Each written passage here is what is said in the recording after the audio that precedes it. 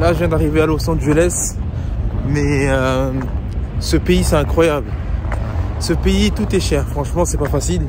Il y a des choses que je peux pas accepter. Vous savez, l'argent que je perçois, que je gagne, que je fais, je l'ai pas eu facilement.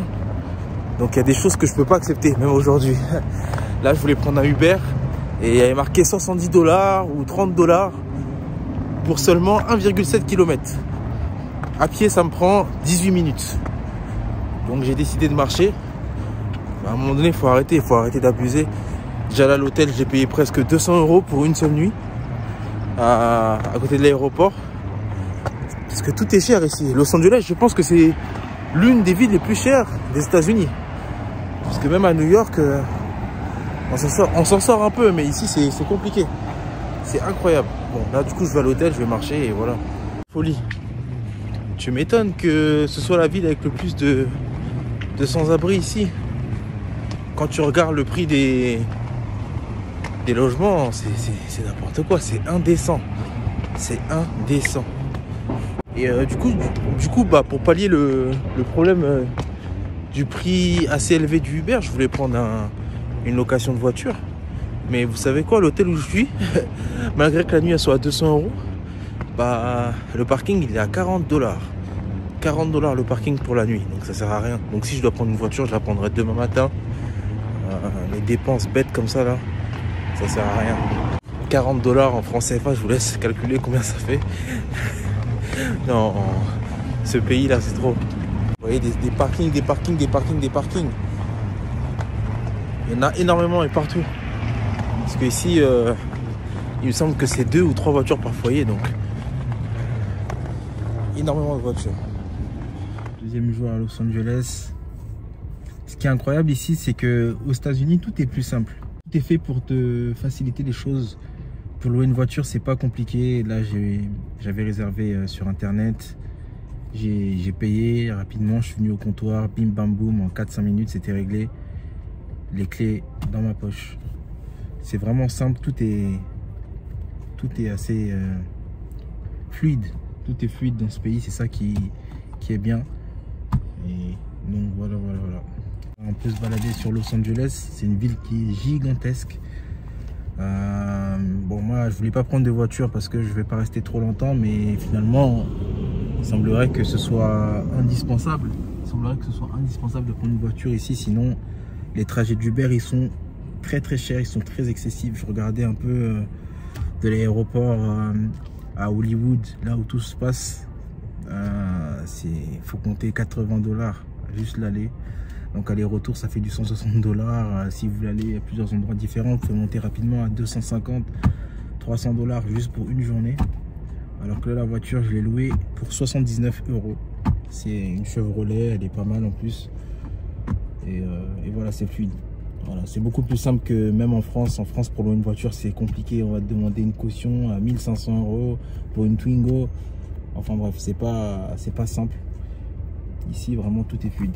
Donc voilà, on va se balader un peu, on va voir ce que Los Angeles a de beau à nous donner. Le parking, 9 $. 9 $ le parking. Donc voilà, obligé de payer. Hein. Parce que si tu ne payes pas et que tu t'amuses à vouloir garer ton véhicule dans la rue, soit tu vas te faire soulever, soit tu vas recevoir une amende. Et j'avais déjà reçu une amende comme ça à New York. Je crois que c'était 130 $ ou 90 $, c'est de la folie. Mais c'est incroyable comme il y a trop de sans-abri ici. Tout à l'heure, je suis passé dans un camp, il y avait un jardin, un parc, je crois qu'il devait y avoir au moins 200 sans-abri. Là, vous pouvez voir derrière moi, vous voyez. C'est pas facile, hein. Là aussi encore, c'est chaud, c'est chaud.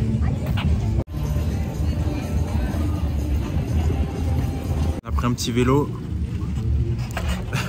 12 $ l'heure. 12 $ l'heure. La location du vélo. 12 $. Ah ouais. Ce pays, c'est l'argent. C'est tout pour l'argent. Rien d'autre.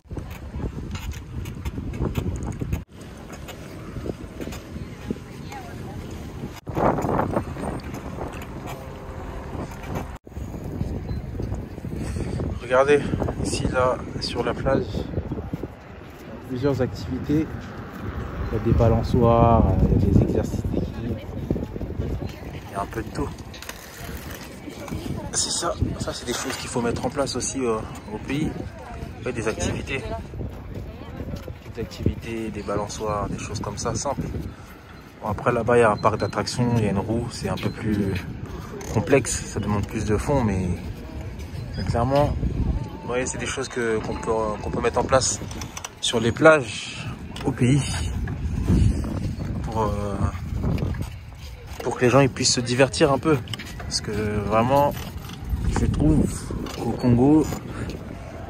qu'au Congo, il manque des activités, soit pour les enfants, les adolescents, pour qu'ils puissent un peu se changer les idées. Le week-end, oui, regardez, il y a plein de choses à faire. Essayer d'aménager quelque chose pour qu'il y ait des activités. On a la plage, on a 180 km de plage, on a 180 km de côte de plage, mais elles ne sont pas utilisées du tout. Que ce soit pour le tourisme, les hôtels ou même pour des petites activités comme ceci, pour le divertissement, pour les jeunes, pour les enfants, il n'y a rien du tout. C'est comme si on n'exploitait pas du tout la plage. Alors que ici, vous voyez, c'est un moment de... Là, on est dimanche aujourd'hui, c'est un moment où les gens ils font du vélo. Après, on n'a pas les pistes cyclables, nous, mais ils marchent, ils s'amusent, ils viennent faire la balançoire, ils se baladent. Ouais.